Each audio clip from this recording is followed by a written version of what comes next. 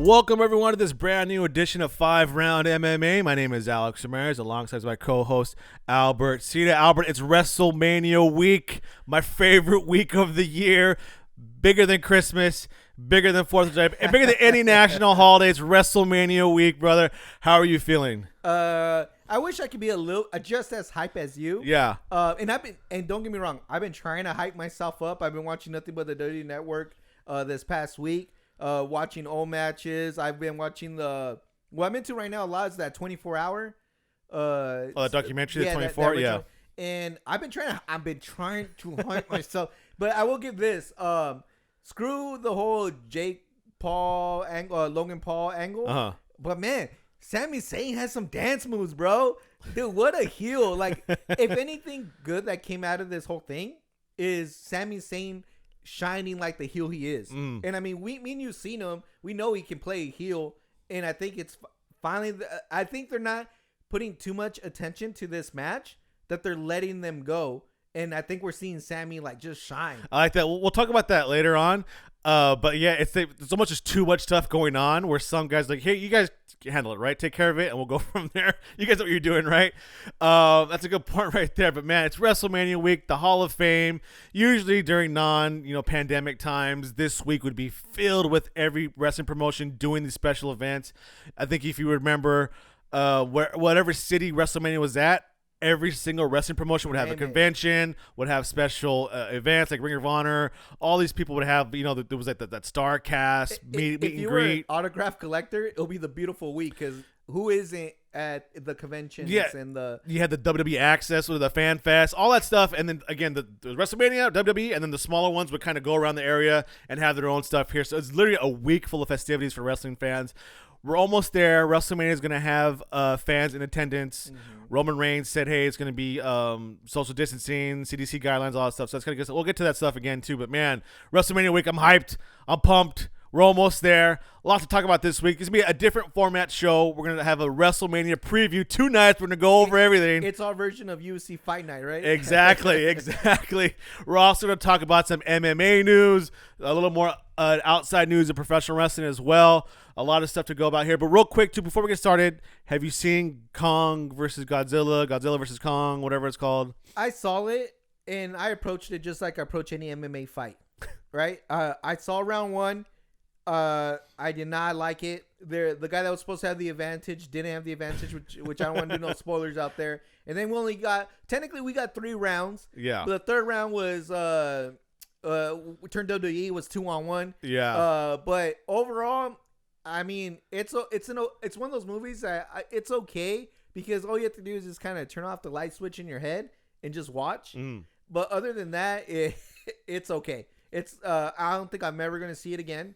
I don't think I'm ever going to recommend it. But hey, if you want to kill some time during this pandemic, why not? Yeah, 2 hours long. Fight scenes are really cool. Yeah. The story itself made no sense whatsoever. No. I had no idea what anything. You could have taken that girl from the Stranger Things out, and it would have been played perfectly still. All the humans in the movie I have like no purpose whatsoever. They're just fans like in UFC. It's just they have no purpose. Serve no story. So whoever wrote that script, other than the fight scenes, you did a pretty bad job. Yeah. So that's it for the intro here. Let's get started with round number 1. Why don't we? Let me get this timer started. Timer is started now. So we have UFC 262 on the board here. Oliveira versus Chandler for the interim lightweight championship. Can I just say that this is a $70 card? It was before the announcement, right? Yeah, before the announcement. Now, so the announcement was UFC 262 out of nowhere, out of left field, just kind of hit us all on the head. Hey, everybody, you're like Nate Diaz, right? Want him to come back? Well, he's gonna come back and he's gonna face. Guess who's gonna face? Connor? No. Someone at 155, right? Nope. He's gonna face Leon Edwards. Wow. A what? Scratch your head. What is going on here? So Nate Diaz versus Leon Edwards has been announced as a co-main event for UFC 262. But not only that, real quick, at 170. And also, it's going to be a 5-round co-main event fight, the first ever 5-round fight. Before we get into this topic, I just want people to see what's the welterweight rankings. Yeah. And how this makes completely no sense. We're not shitting on Nate Diaz, and I mean, don't get me wrong. I don't like Nate Diaz. Never liked the Diaz brothers. Yeah, I'm that guy, bro. I'm that guy. I don't like that. You never have. Yeah. I don't like the Stockton slap. But anyways, just so that it doesn't sound like we're just shitting on him. Look at the welterweight division, right? Obviously, Mazadov is going for the belt, but you got Colby Covington, Gilbert Burns. He just got booked, by the way. But I'm just saying, all these guys should have faced Leon Edwards. Let's go a little bit lower. My boy Stephen Wonderboy Thompson, who wrecked George Mazadov. All you Mazadov fools out there, you guys know it. Wonderboy wrecked that fool, right? And then you got Michael Chesa, who just came into the division and it's hot. So it makes no sense to me that they give him Leon Edwards. Look, I'm perfectly fine having Nate Diaz on the card. He's the needle mover. But come on, bro. How you going to give him the guy that's supposed to fight for the title next in a 5-round match in welterweight? That's because Leon Edwards is not very exciting. If anything like that. Granted, he's number 3 currently in the division, but Leon Edwards is a personality. He gets totally outshined by the likes of Masvidal. Even by Stephen Thompson has more of a cooler rep than Leon Edwards, to tell you the truth. But the fact that, okay, so people who don't know, like, obviously, Nate Diaz pretty much has fought welterweight majority of his career, right? He had a couple times at 155. Well, Nick was more known for welterweight, and Nate is actually no more for 155. 155, but he's been going back and forth. That's why he got kind of mad about when they're talking about how much bigger he was than McGregor. Like, dude, like I fought between 155 and 170 my whole career. What are you talking about? Yeah, it wasn't like he just started. But I want to go back to UFC 262 real quick. Why is Tony Ferguson on this card and not fighting Nate Diaz? Why? I don't understand that. That would make way more sense to me than anything else. So you kind of brought it up before we recorded what Dana White's grand plan is for 170, right? Legit, when I heard Nate Diaz is fighting not only at 170, but he's fighting Leon Edwards, the first thing that popped in my head was, it's Dana White's wet dream, bro. If Mazadov beats Usman, it's like that meme where he shows the laundry going. Uh-huh. So right there, he's already he has his head back already. The load size. Yeah. So Mazov winning, he has it on. Conor winning, come on, bro. And then on top of that, if Nate wins at 170, you could potentially run back Mazov versus Nate Diaz, even though I don't know who wants to see that. But I'm pretty sure there's a lot of people apparently to Dana White's mind. But the goal here is obviously Mazov versus Nate Diaz for the welterweight belt is his dream match. Nate Diaz win, and then you have Nate Diaz win, and then have Conor fight for 170 for the belt against Nate Diaz. Oh my! It all goes back to Conor McGregor, doesn't it? It's a wet dream for Dana White. I know it is. I don't care what he can talk all his shit. I know that's his wet dream. Albert, that's a head scratcher right there, man. Like, I took off my hand, scratching my head. My hair's messed up. Okay, so I can see that, right? So if Nate Diaz comes back, beats number 3 ranked Leon Edwards, he just beat the number 3 ranked. He has in a 5-round fight. He faces, and again, right? How do you not argue that he can face Usman? Masvidal beats Usman. Hopefully, fingers crossed. Pray to the MMA gods, Dana White. You run back the BMF title. Masvidal versus Diaz. And don't be surprised if it's for some crazy reason it happens, that not only is the welterweight belts on the line, the BMF belts on the line again. I bet you anything. Don't be surprised. Yeah. Now, so like, just so you guys know, like, this is Albert and I put our promoter hats on. Like, we think, obviously, we watch the sport and we know probably more likely Usman's going to win, Leon Edwards is going to win, and we'll get Usman versus Edwards because that's what they're they're the better fighters, basically. That's what logic shows. So, but then also, do you have maybe McGregor beat Poirier, McGregor get the winner of Oliveira and Chandler, hopefully McGregor wins, McGregor's lightweight champion, Diaz as welterweight champion, and run the ultimate trilogy. Dude, I didn't even think about that. So, I mean, there's so many possibilities here to go on in the head of a promoter. And again, the key factor, the A square in this distance formula is Conor McGregor. Yeah. Or actually Tony Ferguson, because he could just beat up all of them. No, if Tony kills this guy, Tony's spoiler, bro. So crazy. This is how we can kind of get deep into the matchmaking here in UFC. No lie, I hope Tony calls out Justin Gaethje after that fight. I hope so too. I think if he wins, Run it back with respect, Gaethje. bro. Run that shit back. Run it back. I like it. And then I still have hope that Ferguson versus Khabib's gonna happen, but over in Russia. As do him a favor, I'll bring Tony Ferguson will go to Russia to fight Khabib. I think I think the humankind goes to Mars before we see Khabib versus Tony. I'll hold my breath still. That's it for round number 1. We're gonna come back, switch gears, talk about professional wrestling, and Albert, talk about what it's like doing business for promotion to promotion. Don't go where it's come up next. 5-round MMA. Welcome back. Time for round number 2 here. Real quick, I just want to Southern California, springtime's getting a little warm now. You can see I'm wearing shorts this week. It was brought to my attention last week. It looked like I wasn't wearing any pants. I was wearing khaki-colored shorts, so it looked like don't lie.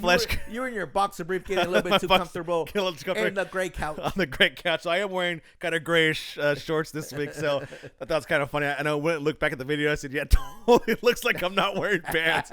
But it's getting warmer now, so you'll see a lot more legs here. I'm a no shorts type of guy.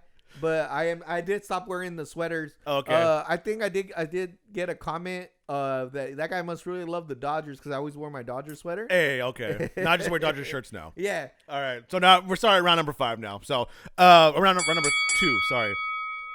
Along with the Nate Diaz kind of bombshell in the MMA world, an even bigger bombshell was dropped in the professional wrestling world the day after April Fool's. So April 2nd, the WWE Network. Good thing it was the day after because I would not believe it the day of. Yeah, so they actually, the WWE Network's Instagram, they did a tease of the Stone Cold's logo with the skull with the infamous kind of Chris Jericho countdown, the right? Mm-hmm. And that was it. That was it. People, okay, that's kind of weird. What are you guys teasing here? The next day, they dropped it again with the countdown, and they pull out to Chris Jericho, Ooh. Stone Cold Steve Austin. AEW's Chris Jericho will be the next guest on Stone Cold's Broken Skull Sessions on the WWE Network. The Forbidden Door. On Peacock TV. Albert Cita. Ooh. The Forbidden Door. Has been kicked open. 2 rival companies, even though they may not be the rivals, right? Doing business together. Your thoughts when you first heard it, and now it's kind of time to marinate. What do you think about this? At first, I was like, "There's no way." Like, I think Alex sent it to our group chat. I was like, "No way." And then once I like clicked, I see like, no, it's like an updated Chris Jericho interview while he's in AEW. I was like, bro, like, I thought Chris was going to be the mastermind behind all this. But it turns out Steve Austin was the one that asked Vince. Well, Stone Cold asked permission first. I don't know who brought it up, but if you guys listen, I'm pretty sure we'll find out. If Stone Cold and Chris Jericho both have their own podcast, the Steve Austin Show, Chris Jericho's podcast, it's completely different from what they do in professional wrestling. Granted, it is centered on professional wrestling, but it's different things. So they've been on each other's podcasts like all the time. But this is a WWE platform. The Broken Skull Sessions is a WWE production. Comes out on WWE Network, to be specific. So that's why it's a big deal. Yeah.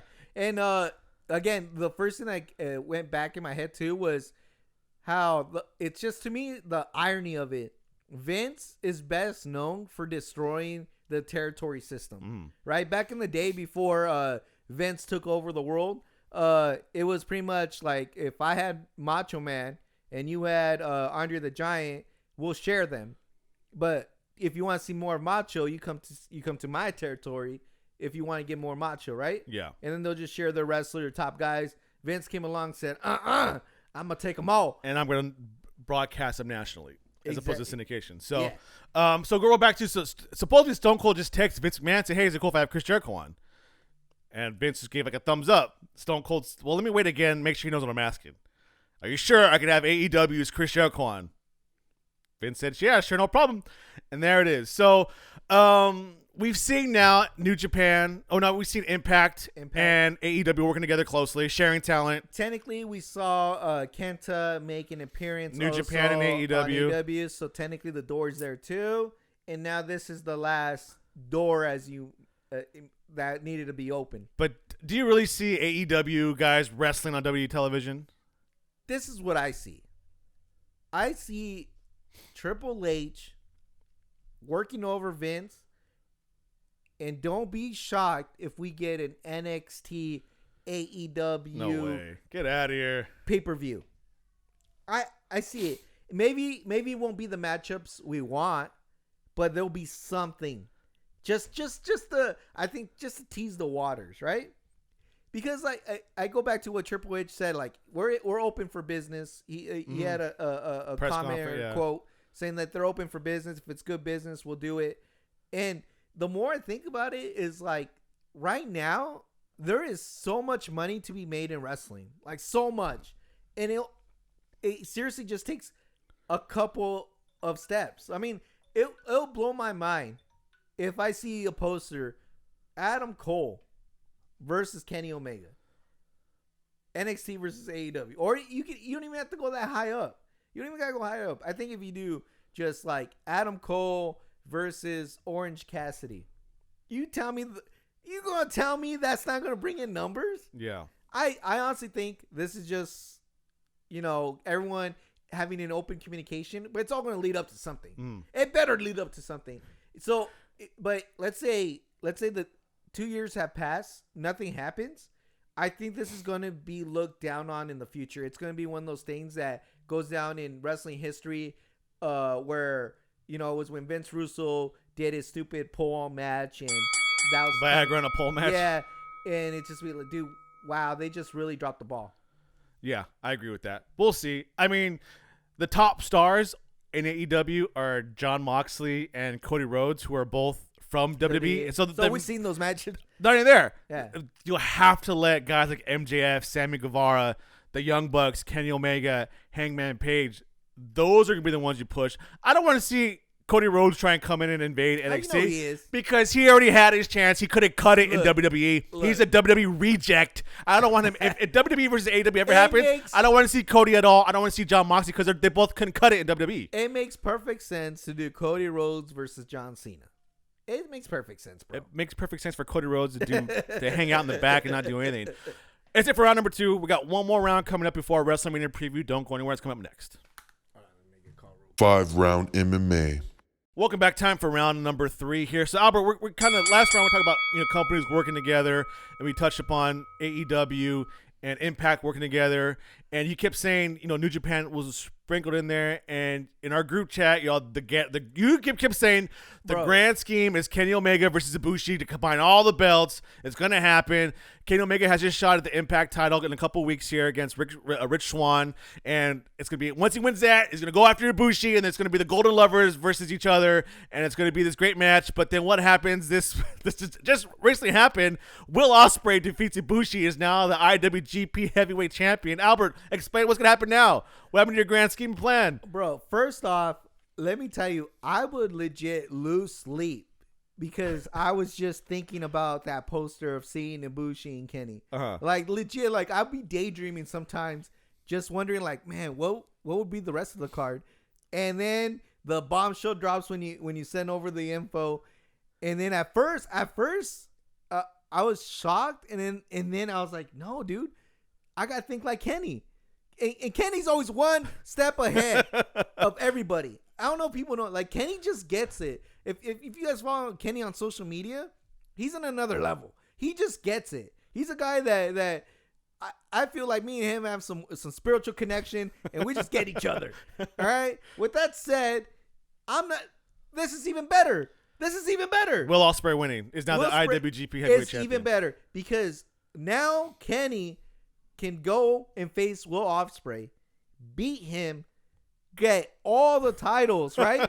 And now you have this emperor, this evil emperor reigning over wrestling, and you need the white horse to come and defeat the emperor, which would be Ibushi. Not only would it be just a New Japan staple, but his own golden lover himself, Ibushi, coming to restore order after the Emperor Kenny Omega takes over to the universe. Yeah, after Kenny snaps his fingers, you need someone to go in there and cut the hand off, which is going to be Ibushi. So now I'm even more excited.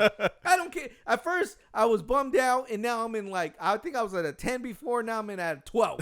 Bro, this is beautiful. This is what you call storytelling. Long-term people. story. Long-term I'm not in it for the short term. I'm in it for the long term. And just like we mentioned before, that if this Forbidden Door, nothing happens, it's going to be, if 2 years from now, I'm not seeing this damn card, I not only am I going to be pissed off, it's going to be considered the dark ages of wrestling because of the what ifs. There's no payoff. Yeah, keep in mind when Vince McMahon bought WCW, every fucking mark out there, and I know I just dropped an F-bomb. I might have to blur it later. This happened about 26 minutes into it. Tell myself because I need to bleep that out. Round 3, 26 minutes. When WWE bought WCW, every mark in the country was expecting what? Goldberg versus Stone Cold. Sting versus Undertaker. I'm talking about the dream matchups we would always think of. And what do we get? We get Perry Saturn versus a mop. Well, that was before that. Yeah. That was before that? Yeah. It doesn't matter. The point is, we don't get anything. We hardly get Booker T in there, right? We got Chuck Palumbo and Sean O'Hare versus the Dudley Boys. Not even Kevin Nash coming back. No. And not even the Flairs. We didn't even get Flair off the bat. Not even Big Papa Pump. Not even Big Pump. See, and you look back. We got Sean Stasiak. Yeah, when you look back and see that, what a disappointment. We didn't even get Vampiro. I mean, I think we could have had the biggest pay-per-view ever, Goldberg versus Stone Cold, and we didn't get it. We were robbed from it, and it just feels like that. If it doesn't happen, We got Shane Helms. Yep. So if it doesn't happen, I think it's going to be worse than that. Yeah. Worse, because you can at least, after the dust is settled, you can look back and say, like, yeah, you know what? Kevin Nash was going to get paid no matter what. Mm-hmm. He didn't have to go over there. They bought WCW the name, not necessarily the players in it, right? So you can kind of forgive that, even though it's bullshit. You can kind of forgive it. But this time, it has nothing to do with that. It's all about them getting it done. Mm-hmm. And I think they can get it done. So if it doesn't happen, it's going to be worse than when WWE bought WCW and we didn't get those matchups. Yeah, I think, too, the good thing about what, for as much crap as I give Tony Khan, he is a wrestling historian. Mm-hmm. So he's seen the mistakes been made by past organizations. I think I get that vibe, too, from New Japan. And obviously, Don Callis is one of the smartest guys in professional wrestling. Yeah. And him and, I forgot his name. It's totally blanking my head right now. The other guys in charge of Impact, they all seen what's happened before, and I think that will happen. We will get these matches. They'll make it happen. They'll work together to make it happen. And real quick, I know, like, Will Ospreay, man, I don't think there's a guy out there who's having better matches this past year than Will Ospreay. So this dude's well-deserved, man. You know who Will Ospreay reminds me of? And I'm not talking about just wrestling. I'm talking about just overall package. It's AJ Styles. That's it. AJ Styles just said that. He says like, it's like, oh, really? When I wrestled him, it was like looking in the mirror. Bro, like, Ospreay can't have a bad match. He can work with anybody. He does stuff that, like, you only, like, dream about what a wrestler can do. And the last person I even had that type of feeling for was AJ Styles. I remember he used to steal the effing show in Impact, bro. Sometimes I'd rather just see nothing but AJ than all the other guys. Well, he was the guy. Well, Impact, yeah, they got like Jeff Jarrett and something, but you gotta watch for AJ Styles, man. Yeah, you would watch Impact for AJ Styles. AJ Styles made stars in Impact. He saved Kenny Omega's career, for crying out loud. So come on. Yeah. So congrats to Will Ospreay, man. Like you said, AJ Styles maybe a little more charismatic at this point of his career, as more of his character. He's more seasoned. Character more fleshed out too. Congrats. We'll see what happens next. Maybe we'll get Omega versus Ospreay. Hey, I would want to see that down the line. That's it for round number 3. We're gonna take a break. Come back. We're gonna preview WrestleMania. We might go long here, but we're not gonna have any more rounds left. It's gonna be one long preview show. Come up next. 5-round MMA. Welcome back. Time to enter the championship rounds. Like we talked about at the top of the show, my favorite time of the year, the best week of the year, WrestleMania week. We are going to preview night 1 and night 2, WrestleMania. Albert. Also, NXT has their 2-night card too, which I was really surprised. Yeah. It's be on, I think, Wednesday and Thursday of this week as well. NXT TakeOver Stand and Deliver, which is one of my favorite Edward James Olmos movies, by the way. every time I see it, beautiful movie. Every time they see Stand and Deliver, I'm like, I think of Lou Diamond Phillips and Edward James Olmos. Calculus, homie. No, teach me calculus, dog. No lie. That's how I learned how to times by 9. Like before I saw that movie, I did struggle with my 9s. until I saw it and I was like, That's where dude, James almost dude, stand and deliver. Yeah, my math teacher didn't teach me that. If you guys don't know what I'm talking about, Google Yeah. stand and deliver. Edward James Olmos, Lou Diamond Phillips. Hey, homie, teach me calculus, dog. Teach me calculus. There's nothing harder than that, bro. calculus. Anyways, all right, WrestleMania night number 1.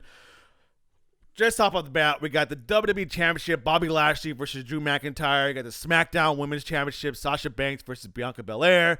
Bad Bunny versus The Miz. Cesaro versus Seth Rollins. New Day versus AJ Styles and Omos, which I'm really looking forward to. Shane McMahon and Braun Strowman in a steel cage match here. Right off the bat, a lot of these matchups have already been done already. I think Impact is already showing Drew McIntyre versus Bobby Lashley that they had a couple years ago. Cesaro versus Seth Rollins. Go any Ring of Honor, event, any PWG event. I'm pretty sure these two guys have locked up. So as far as like originality, you'll probably Bad Bunny, The Miz, obviously Sasha Banks and Bianca Belair. And then AJ Styles versus and Omos versus New Day, and then obviously Braun Strowman versus Shane McMahon. Any match, a night one sticks out to you? I mean, I know I've seen the matchup a few times, but I'm still excited for Cesaro versus Seth. To me, that's like the fans' choice. If you want to pick that, it's because you got Cesaro, who's probably the greatest wrestler in WWE right now. I think he's top tier talent. Just he never really has stamped his gimmick right. But I think this is going to be the personality's lacking. A little bit. But I think this is going to be the steal. I really do think they got some awesome spots set up for us because it's two guys. I mean, Seth Rollins is best known for taking that RKO. Cesaro's known for doing some amazing spots too. So I think when both these guys are going to excel, and I think we're going to see some really clever spots here. So to me, that's the standout, and that's a big highlight. The other one, as far as for me, it's the Bianca Belair Sasha Banks match. I think Sasha Banks is good at saving the best for the main event. If you remember that lead up going into her versus Bayley in Brooklyn, they've had that matchup prior to going there, but they just saved enough to when you get to Brooklyn, those spots meant more, or that story that they told within the ring meant more. And I think it's just Sasha getting it. Yeah. So I feel like they saved enough that I think they might steal the show as well with Bianca Belair. What a worker, bro. Like right now I'm on the Bianca Belair bandwagon. Hype train. Yeah, dude. She's all that in a bag of chips, bro. Real quick, I want to go back to your point with the Seth Rollins and Cesaro. Seth Rollins is a made man. Oh yeah. Like he's on that Miz level where like he's gonna have a job for life in WWE. Yeah. He just works too good. He's been a company guy. They gave him every belt possible, right? He's made man, right? Win and loss, Seth Rollins is gonna have that top level tier talent, right? Yeah. And I really hope, like you said, he uses his platform right now to show everyone. The fans already know, but to show maybe the producers in the back, the writers in the back, Vince McMahon, Cesaro is a star, and he deserves to be right up there with me. I know that they're friends since the Ring of Honor days. They're close friends. So I'm hoping, even if Seth wins or whatever, he really helps get Cesaro over to that next level. And like you said, win or loss, Seth Rollins, his is not. Yeah. Look at his suits, bro. Have you seen his suits on SmackDown? He's coming up with a new gimmick all the time. He's set, but he really needs to showcase Cesaro here. I know we're kind of going on the whole dirt sheet type of thing, but I'm really hoping Cesaro comes off as the biggest star of the night of this night one. And then of course I want to see my boy Omos and AJ Styles. I love that. I love their pairing. It's so weird, but it works to me, man. I just hope Omos doesn't butcher it up. I don't think he will. I think you got. But AJ Styles smart enough that he probably knows how to use them. Also, too, you got Kofi Kingston and Xavier Woods. I think all three of them are going to work together to protect him and show him this is the road. Hey, just follow our lead, man. Dude, it's such a weird pairing, dude, but it works. Like, I don't know how, like, I forgot how they got paired up, but Omos and AJ Styles, like, do you remember when, was it that Riker guy tried to hit AJ with the guitar? Oh, yeah, and then he just came and kicked it. Yeah. No, he kicked it out of nowhere, dude. So, like, it's like this cool thing, and like he saves AJ Styles. It's like almost like Diesel and Shawn Michaels were back in the day. Yeah. It just works so good to me. I love that pairing. People for some reason hate on Shane McMahon and Braun Strowman. Like Shane McMahon, Shane McMahon always kind of he shoves his way into WrestleMania. I mean, he deserves it. It's not like Shane's a slouch. I mean, Shane has had one of the biggest moments in WrestleMania, and just matches alone. I mean, some of the stuff he's done. The Miz ain't going to do what Shane McMahon has done in the ring.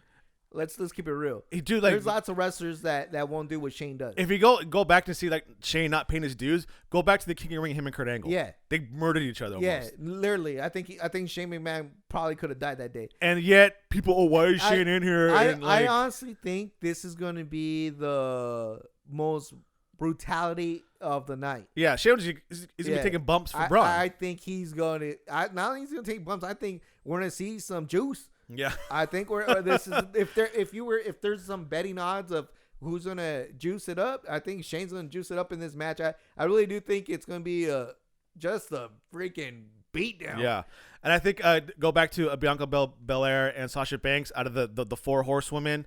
I think Sasha is the overall. I mean, Charlotte's on a different level, unfortunately. Like that's what I was gonna say. I was like, it's kind of hard. Like, but out of the remaining three, it's Sasha. And then Bailey's the most technically sound, and then you got Becky Lynch. I mean, that's four badass women right there, but that's why I rank them. And I think Sasha and Bianca Belair is going to be a great match. I'm hyped for this one too. I'm hoping Drew McIntyre and Bobby Lashley. I don't think it's going to deliver. I really don't think. It's just two big dudes, huh? Yeah, that's what I keep going back to. Bobby Lashley, incredible worker, right?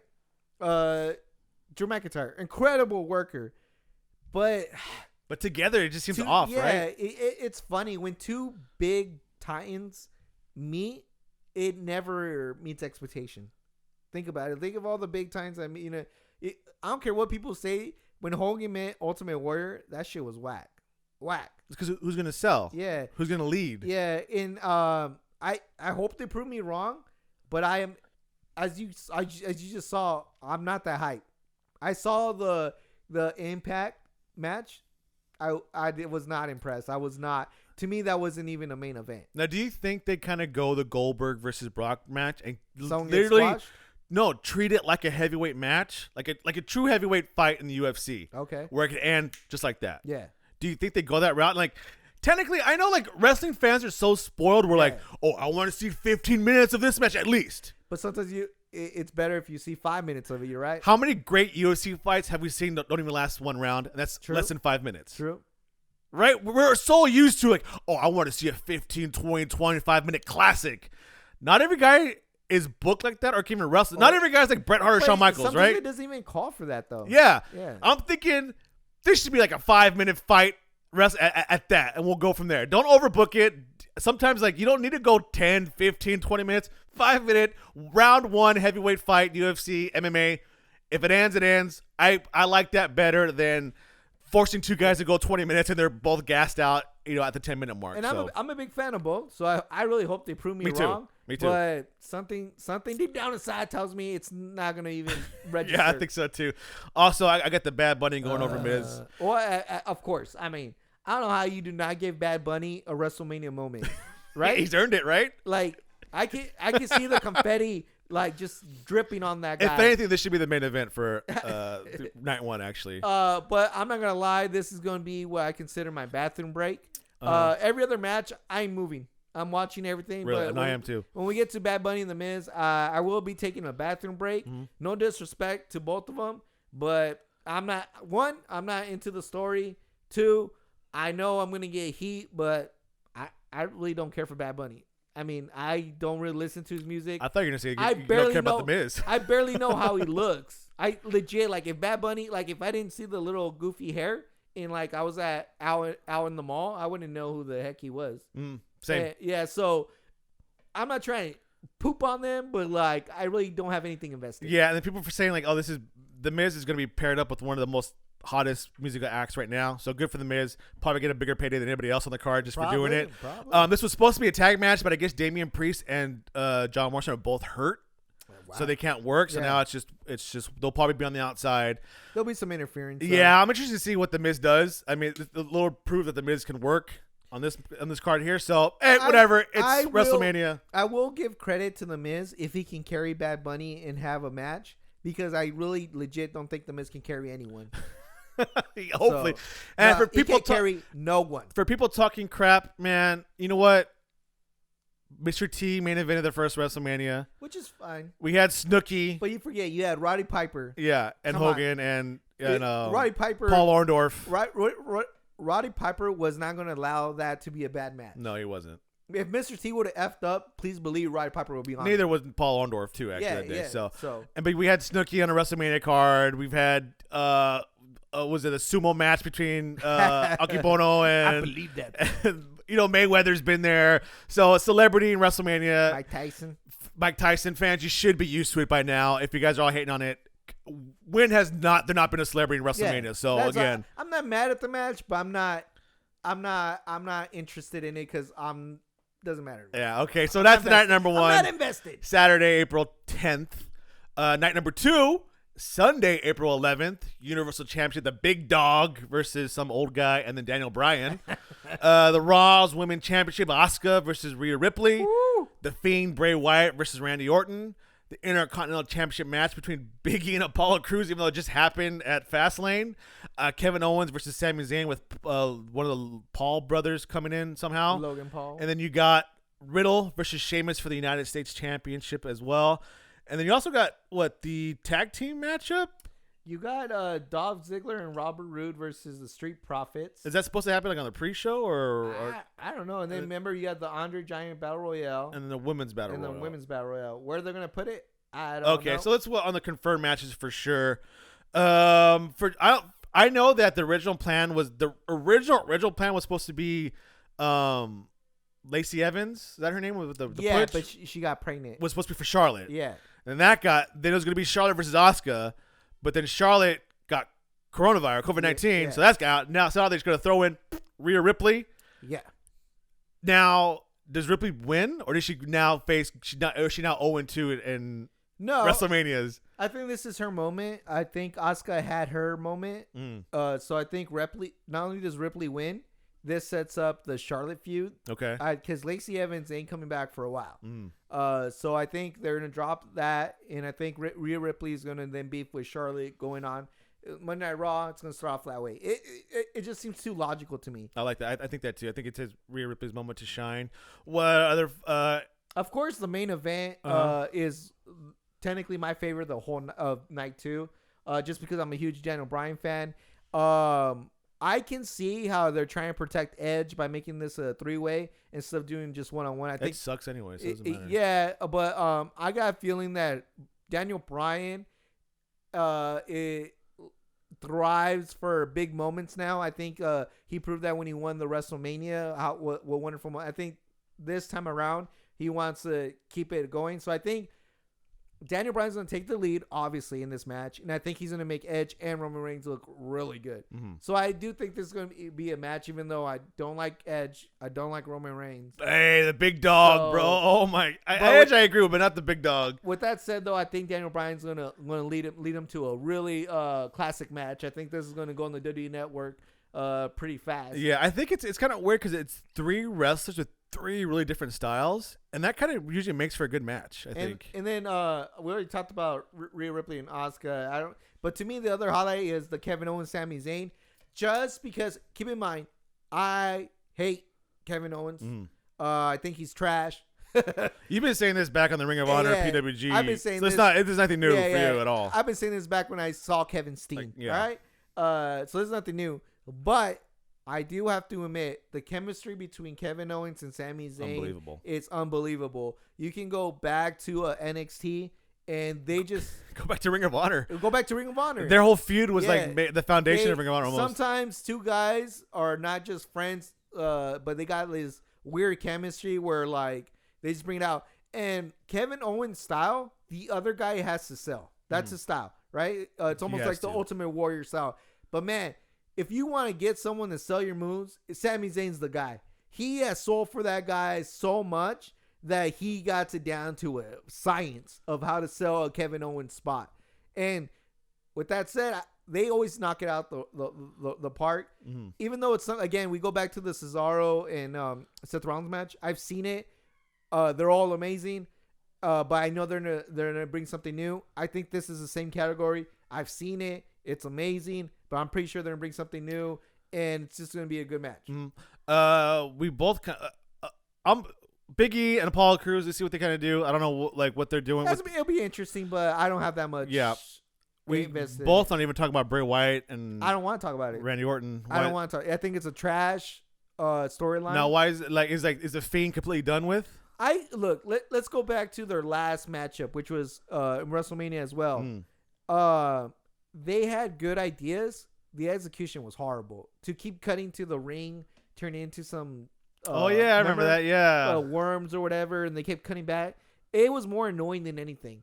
And I understand what they were trying to do. I understand how their two stories should technically work together, but it's not Kevin Owens and Sami Zayn. It's not Cesaro and Seth Rollins. There's no chemistry there, bro. Yeah. There isn't. They have bad matches. These are bad matches that they have.